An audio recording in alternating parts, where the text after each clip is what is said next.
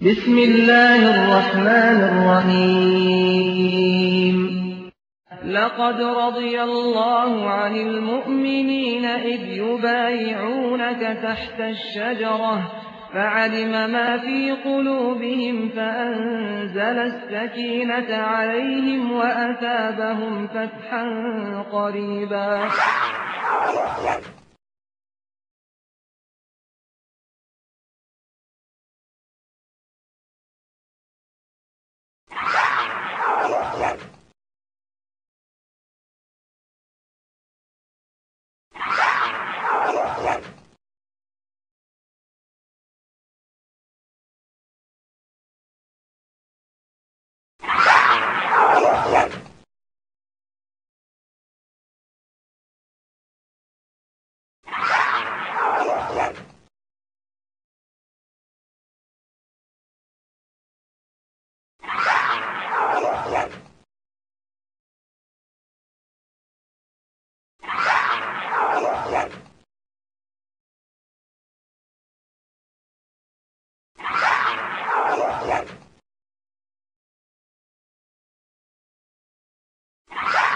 إن الحمد لله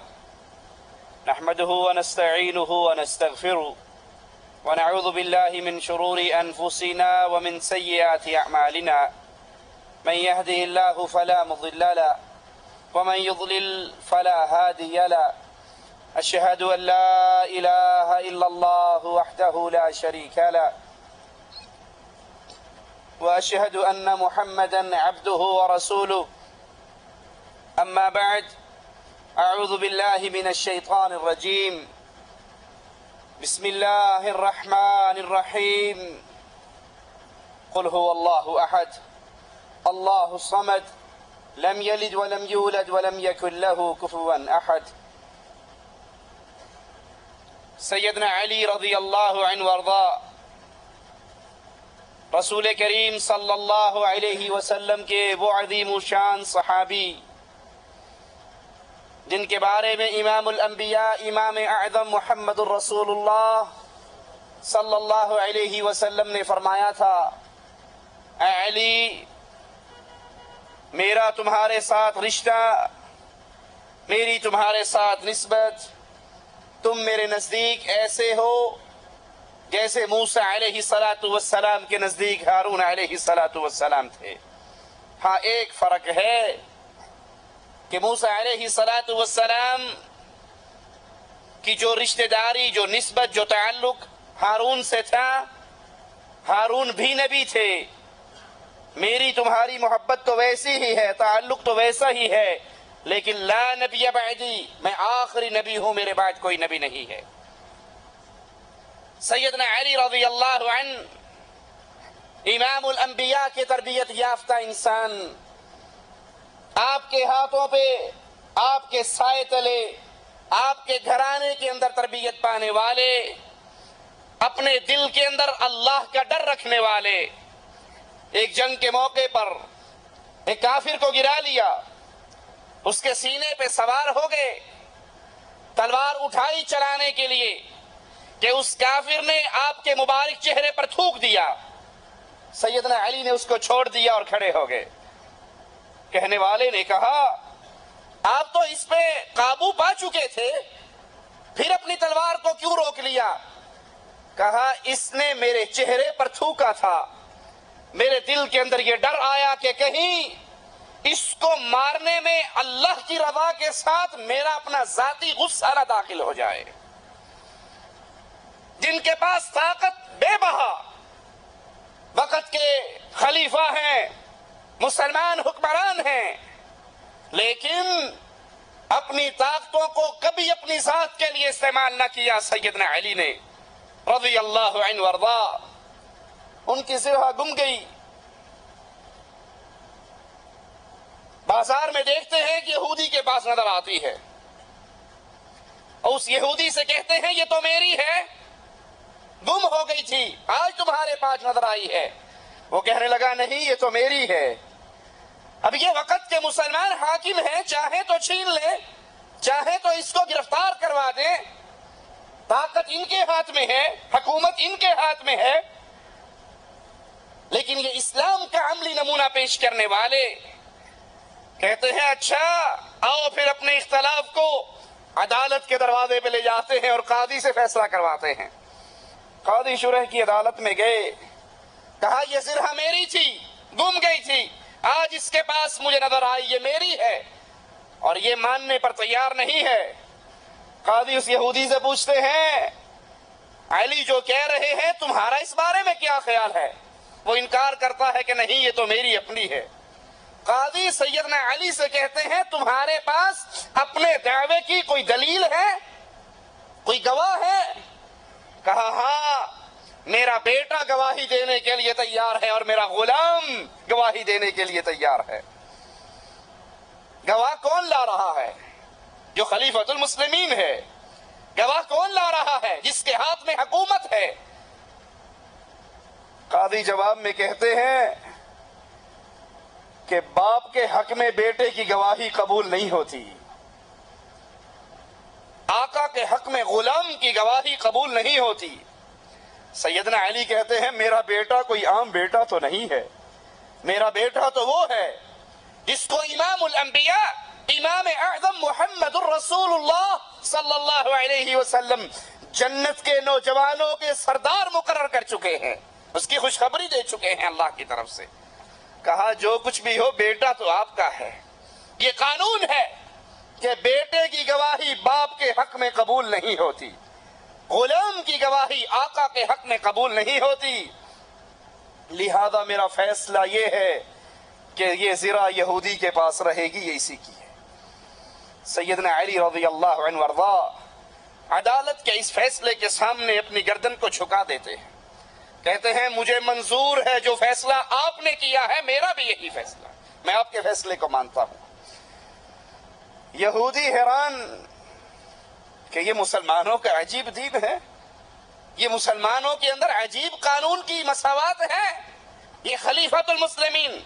اسلامی حکمران اور عدالت کے فیصلے پر اپنی گردن کو جھکا دیتا ہے۔ وہ اعلان کرتا ہے کہ آپ بھی سچے ہو، آپ کا دین بھی سچا ہے، یہ زرہ میری نہیں سیدنا علی کی ہے، میں ان کو لوٹاتا ہوں اور اشہد ان لا الہ الا اللہ کا نعرہ لگا کر اہل ایمان میں شامل ہو جاتا ہے۔ وہ سیدنا علی رضی اللہ عنہ وارضا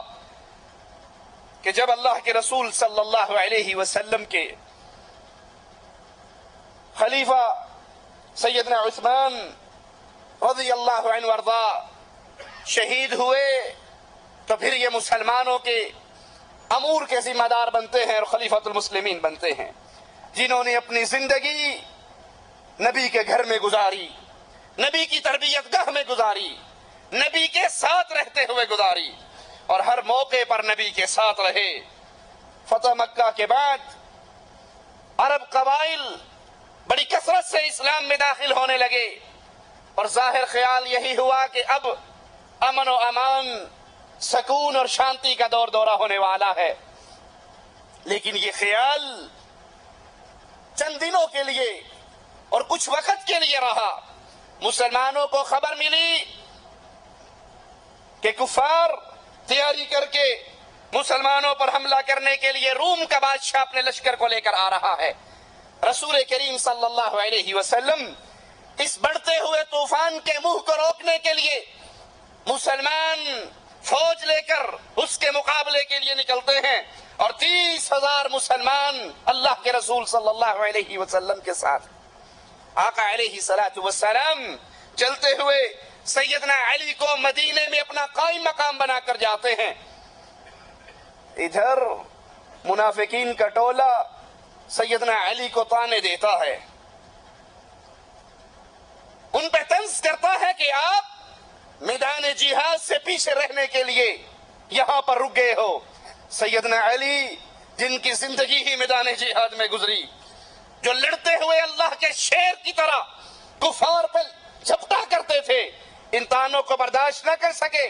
اسلحے کو اپنے سینے پہ سجاتے ہیں، رسول کریم صلی اللہ علیہ وسلم کے پاس پہنچتے ہیں اور کہتے ہیں یا رسول اللہ صلی اللہ علیہ وسلم، آج تک ہر میدان کے اندر میں آپ کے ساتھ رہا، ہر میدان کے اندر میں نے مقابلہ کیا، لیکن آج پتہ نہیں کس وجہ سے مجھے آپ کا ساتھی بننے سے محروم رہا، میدان جہاد میں آپ کے ساتھ نہ آیا۔ اللہ کے رسول صلی اللہ علیہ وسلم حضرت علی کے جذبات کو سمجھتے ہیں اور محبت سے علی کی طرف دیکھ کر کہتے ہیں، علی کیا تم اس بات سے راضی نہیں ہو، کیا تم اس بات سے خوش نہیں ہو کہ میرا تمہارے ساتھ وہی تعلق ہے جو موسیٰ کو ہارون کے ساتھ تھا، جو موسیٰ علیہ السلام کو ہارون کے ساتھ تعلق تھا، وہی میرا تعلق تمہارے ساتھ ہے، لیکن میرے بعد نبی کوئی نہیں اور موسیٰ کے بعد ہارون بھی نبی تھے۔ سیدنا علی رسول کریم صلی اللہ علیہ وسلم کی یہ بات سن کر خوش ہو جاتے ہیں اور واپس مدینے آ کر نبی کی لگائی ہوئی ڈیوٹی کو پورا کرتے ہیں۔ یہ تبوک کا سفر ہے، اللہ کے رسول صلی اللہ علیہ وسلم واپس آ رہے اور واپس آ کر سیدنا خالد بن ولید رضی اللہ عنہ وارضاہ کو یمن کی طرف روانہ کرتے ہیں کہ قبیلے کو اسلام کی دعوت دے۔ سیدنا خالد وہاں پر پہنچتے ہیں لیکن یہ قبیلہ اسلام لانے کے لیے تیار نہیں ہوتا، واپس لوٹ آتے ہیں۔ رسول کریم صلی اللہ علیہ وسلم سیدنا علی کو روانہ کرتے ہیں اور قبیلہ ہمدان کی طرف ایک خط بھی ان کے ہاتھ میں دیتے ہیں۔ سیدنا علی رضی اللہ عنہ وارضاہ اس خط کو لے کر، اللہ کے نبی علیہ السلام کے اس پیغام کو لے کر یمن پہنچتے ہیں اور ان کے سامنے رسول کریم صلی اللہ علیہ وسلم کا پیغام ان کو پڑھ کر سناتے ہیں اور بڑے دلنشین انداز میں ان کے سامنے اسلام کی سچی اور سچی دعوت بھی پیش کرتے ہیں۔ ایک طرف نبی کا خط ہے، ایک طرف علی کا انداز بیاں ہے جن کے بارے میں صحابہ کہا کرتے تھے ہمارے اندر سب سے بہترین قاضی بھی علی ہے اور بہترین خطیب بھی علی ہے رضی اللہ عنہ وارضاہ۔ کفار کے دل اسلام کے لیے کھل جاتے ہیں اور وہ اسلام کے اندر داخل ہو جاتے ہیں۔ ہجرت کے 10ویں سال سیدنا علی رضی اللہ عنہ وارضاہ کو قبیلہ مدحج کو اسلام کی دعوت دینے کے لیے یمن کی طرف روانہ کیا گیا۔ 300 سوار سیدنا علی کے ساتھ ہیں، وہ اس قبیلے میں پہنچتے ہیں، ان کو اسلام کا پیغام دیتے ہیں، لیکن یہ قبیلہ، یہ اہل یمن لڑنے اور مرنے کے لیے تیار ہو جاتے ہیں۔ سیدنا علی کے ساتھ صرف 300 ہیں۔ آپ بھی اپنی صفوں کو سیدھا کر لیتے ہیں، اگرچہ تعداد تھوڑی ہے لیکن یہ نبی کریم صلی اللہ علیہ وسلم کے صحابہ، یہ آپ کے ساتھی، یہ آپ کے تربیت یافتہ جن کی نظریں تعداد پر نہیں ہوا کرتی، اللہ کی مدد پر ہوا کرتی۔ زبردست جنگ ہوتی ہے اور وہ کفار شکست کھاتے ہیں۔ ان کے قبیلے کا سردار سیدنا علی کے پاس آتا ہے اور آ کر مسلمان ہوتا ہے اور قبیلے کے کچھ اور لوگ بھی مسلمان ہوتے ہیں۔ رسول کریم صلی اللہ علیہ وسلم سیدنا علی کو 3 ماہ کے لیے اسی علاقے میں قاضی مقرر کرتے ہیں اور سیدنا علی یہاں پر رہ کر اپنے قول سے، اپنے فعل سے ان لوگوں کو اسلام کی دعوت دیتے ہیں۔ اسی سال سیدنا علی رسول کریم صلی اللہ علیہ وسلم کے ساتھ حج کرنے کی سعادت مندی بھی پاتے ہیں اور اللہ کے رسول صلی اللہ علیہ وسلم سیدنا علی کو قربانی کے اونٹوں کا گوشت تقسیم کرنے کی ذمہ داری دیتے ہیں اور یہ رسول کریم صلی اللہ علیہ وسلم کا پہلا اور آخری حج ہے۔ یہ حجۃ الوداع ہے۔ اس سے واپسی پر آقا علیہ السلام بیمار ہوئے اور ہجرت کے 11ویں سال اس دنیا سے رخصت ہو گئے۔ سیدنا علی نے دوسرے صحابہ کے ساتھ مل کر آپ کو غسل دیا اور پھر اسامہ بن زید، عبد الرحمن بن عوف اور فضل بن عباس کے ساتھ مل کر رسول کریم صلی اللہ علیہ وسلم کو قبر میں اتارا۔ نبی کی وفات کے بعد مسلمان ابو بکر صدیق رضی اللہ عنہ وارضاہ کے ہاتھ پر اکٹھے ہو جاتے ہیں، بیعت کر لیتے ہیں، ان کو اپنا خلیفہ چن لیتے ہیں اور ابو بکر سیدنا علی سے بڑی محبت کرتے ہیں، خلافت کے معاملات میں ان سے مشورے کرتے ہیں۔ اسی لیے جب سیدنا علی سے سوال ہوا تھا ان کی خلافت پر بیٹھنے کے بعد کہ ابو بکر و عمر و عثمان کے دور میں اتنے فتنے نہیں تھے جتنے آپ کے دور میں ہیں، اس کی کیا وجہ ہے؟ تو آپ نے کہا تھا ابو بکر عمر عثمان کا مشیر میں تھا، ان کو مشورے میں دیا کرتا تھا، مجھے مشورے تم دیتے ہو، میرے مشیر تم ہو، ان کا مشیر میں تھا۔ سیدنا ابو بکر اپنے خلافت کے معاملات میں سیدنا علی سے مشورہ لیتے اور رسول کریم صلی اللہ علیہ وسلم کی وفات کے 6 ماہ بعد فاطمہ رضی اللہ تعالی عنہا بھی فوت ہو جاتی ہیں۔ سیدنا علی کے لیے یہ دوسرا بڑا صدمہ، آقا علیہ الصلوۃ والسلام کی وفات اور پھر آپ کی لخت جگر کی وفات۔ ابو بکر صدیق رضی اللہ عنہ وارضاہ کو اپنی خلافت کی ابتدا میں جن بڑے مسائل کا سامنا رہا، ان میں سے ایک مسئلہ زکوٰۃ کا انکار کرنے والوں کا گروہ، اور دوسرا مسئلہ وہ عرب قبائل جو نئے نئے مسلمان ہوئے تھے اور نبی کی وفات کے بعد دین اسلام سے پھر گئے، ان کے خلاف جب جنگ ہوئی تو سیدنا علی رضی اللہ عنہ وارضاہ ابو بکر صدیق کے ساتھ بھرپور اس جنگ میں آپ کی مدد کرتے رہے۔ سیدنا عمر رضی اللہ عنہ وارضاہ 10.5 سال خلافت کا یہ دور انہوں نے مشوروں کے لیے کمیٹی مقرر کی، اور سیدنا علی سیدنا عمر کی اس کمیٹی کے رکن رہے۔ صحابہ اور اہل بیت کے درمیان اختلافات کی جھوٹی خبریں نشر کرنے والوں، اگر علی ابو بکر و عمر سے اختلاف کرتے، ان کا آپس کے اندر دشمنی ہوتی، محبتیں نہ ہوتی، تو یہ ابو بکر کو مشورے کیوں دیتے؟ یہ عمر کی شورا کے رکن کیوں بنتے؟ اگر ابو بکر و عمر نے ان کی خلافت کو چھینا ہوتا تو یہ غاصب اور ظالم کی مجلس کے رکن نہ بنتے۔ یہ تو ان سے محبت کرنے والے، یہ ان کو مشورے دینے والے۔ اسی لیے سیدنا عمر نے فرمایا تھا کہ ہم میں سے سب سے بڑا قاضی، سب سے بہتر جج وہ علی بن ابی طالب ہے رضی اللہ عنہ وارضاہ۔ 16 ہجری میں آئیے سیدنا عمر کی سیدنا علی سے کتنی محبت، اس کی دلیل بھی سنیے۔ 16 ہجری میں سیدنا عمر رضی اللہ عنہ وارضاہ بیت المقدس کی چابیاں لینے کے لیے روانہ ہوتے ہیں۔ قائم مقام کس کو ہونا چاہیے تھا؟ بیٹے کو بناتے نا، عبداللہ کو بناتے، کسی اور کو بناتے، نگاہ انتخاب پڑتی ہے عمر کی تو سیدنا علی پر پڑتی ہے۔ سیدنا علی کو قائم مقام خلیفہ بنا کر کے اپنے پیچھے مسلمانوں کا ذمہ دار قرار دے کر کے، اور یاد کر لیجئے یہاں اس اصول کو بھی صحابہ اور اہل بیت کے درمیان دشمنی کی جھوٹی باتیں کرنے والوں، اگر عمر شہید ہو جاتے یا طبعی موت مر جاتے تو مسلمانوں کا خلیفہ کون بنتا؟ علی۔ کنفرم بات ہے، وہ خود مقرر کر کے گئے ہیں تو خلافت انہی کو ملتی، وہی بنتے۔ اور اگر وہ عمر کے دشمن ہوتے تو عمر کبھی ان کو اس مقام پر بٹھا کر نہ جاتے۔ اور اگر نعوذ باللہ عمر مومن نہیں تھے بقول تمہارے، ان کا ایمان درست نہیں تھا، تو علی ایک ظالم جابر کافر کی حکومت میں قائم مقام کیوں بنے؟ اچھا چلو بن گئے، جب عمر بیت المقدس سے واپس آئے تو علی نے خلافت ان کے حوالے واپس کیوں کر دی؟ اگر یہ ان کا حق تھا تو قبضہ کیا ہوا تھا، مل چکی تھی، اس پہ قابض رہتے، واپس نہ کرتے۔ واپس کر دینا دلیل ہے کہ علی جانتے تھے کہ یہ خلیفہ برحق ہے، ان کی ان سے کوئی دشمنی، لڑائی اور جنگ نہیں تھی۔ سیدنا عمر کے دور میں جب ایرانیوں سے مقابلہ ہوا، ان کا لشکر مسلمانوں کی طرف بڑھا، مسلمان لشکر کفار کی طرف بڑھا،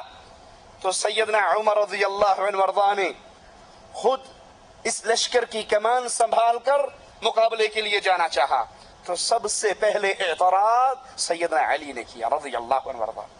اور انہیں منع کیا کہ آپ نہ جائیے، اپنی جگہ پر کسی اور کو بھیجیے۔ اور عمر علی کا مشورہ مان کر اس لشکر کی سالاری کو لے کر نہیں نکلے بلکہ کسی اور کو مقرر کر کے بھیجا۔ سیدنا عمر رضی اللہ عنہ وارضاہ جب قاتلانہ حملے میں شدید زخمی ہو گئے اور بچنے کی امید نہ رہی تو انہوں نے مسلمانوں کو خلافت کے لیے 6 نام پیش کیے۔ سیدنا عمر نے 6 نام پیش کیے، اور ان ناموں میں سیدنا عثمان، سیدنا علی، سیدنا سعد بن ابی وقاص، سیدنا عبد الرحمن بن عوف، سیدنا زبیر بن عوام اور سیدنا طلحہ بن عبید اللہ، یہ 6 نام حضرت عمر رضی اللہ عنہ وارضاہ مسلمانوں کو پیش کرتے ہیں کہ ان میں سے جس کو چاہو تم اپنا خلیفہ مقرر کر لو۔ یہ 10 مبشرہ میں سے باقی لوگ جن کے لیے اہل جنت ہونے کی گارنٹی رسول کریم صلی اللہ علیہ وسلم نے دی تھی، ان میں سے کچھ لوگوں کو سیدنا عمر مسلمانوں پر پیش کرتے ہیں، جس کو چاہو ان میں سے اپنا خلیفہ مقرر کر لو۔ سیدنا عثمان منتخب ہوئے، اور پھر علی نے ان کی بھرپور مدد کی، بلکہ جب حضرت عثمان کے خلاف باغیوں نے بغاوت کی تو عثمان کی طرف سے باغیوں کو سمجھانے کے لیے جانے والے علی ہوا کرتے تھے، ان کے ایک ایک اعتراض کا جواب دینے والے علی ہوا کرتے تھے۔ عثمان کے دروازے پر پہرے کے لیے علی نے اپنے بیٹے حسن و حسین کو کھڑا کیا تھا، پانی مشکی سے بھر کر اور کچھ کھانا علی نے بھیجا تھا سیدنا حسن و حسین کے ہاتھ، جاؤ اپنے خالو کو پانی دے کر آؤ۔ تم لڑائی کی بات کرتے ہو، یہاں محبتوں کے منظر نظر آتے ہیں، یہ لڑائی تمہارے دل و دماغ میں ہوگی، صحابہ اور اہل بیت میں کوئی لڑائی نہ تھی، یہ تو محبت کرنے والے۔ شہادت عثمان کے بعد مہاجرین اور انصار اور مدینے کے دیگر صحابہ نے انتہائی اصرار کیا حضرت علی سے کہ وہ مسلمانوں کی اس خلافت کو سنبھالے، اور شدید اصرار کے بعد آپ بیعت لینے پر تیار ہوئے۔ سیدنا علی رضی اللہ عنہ وارضا 4.25 سال خلیفہ رہے، خلافت کا یہ سارا زمانہ ان کے لیے بے انتہا دشوار رہا، مشاکل، پریشانیاں، غم اور دکھ۔ 4.25 سال سیدنا علی خلیفہ رہے اور یہ دور مشکلات سے، پریشانیوں سے، تکلیفوں اور غموں سے بھرپور رہا۔ کہنے دیجئے جس پر مشکل آتی ہے وہ مشکل کشا نہیں ہوا کرتا، اللہ کے لیے تو غور کرو۔ یہ قوالیاں گانے والوں، مولا علی مشکل کشا میری کشتی پار لگا دینا، علی مشکل کشا ہوتے تو ان پہ مشکل، علی مشکل کشا ہوتے، حاجت روا ہوتے، بگڑی بنانے والے ہوتے، مصیبتیں دور کرنے والے ہوتے، ہم کسی کی بات نہیں کرتے، اکیلے علی کی بات کرتے ہیں رضی اللہ عنہ وارضا۔ اگر ان کے ہاتھ میں یہ سب کچھ ہوتا، اپنی خلافت کے ایام تو خوش اسلوبی سے گزار لیتے،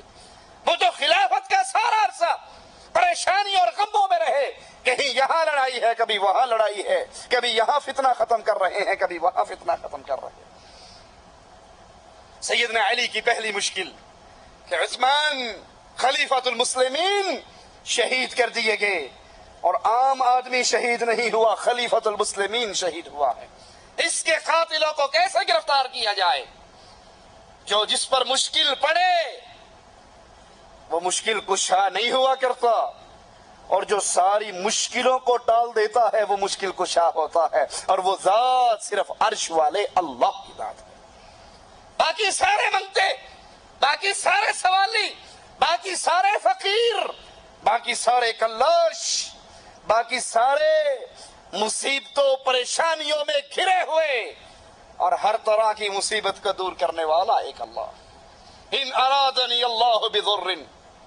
اگر اللہ کسی پر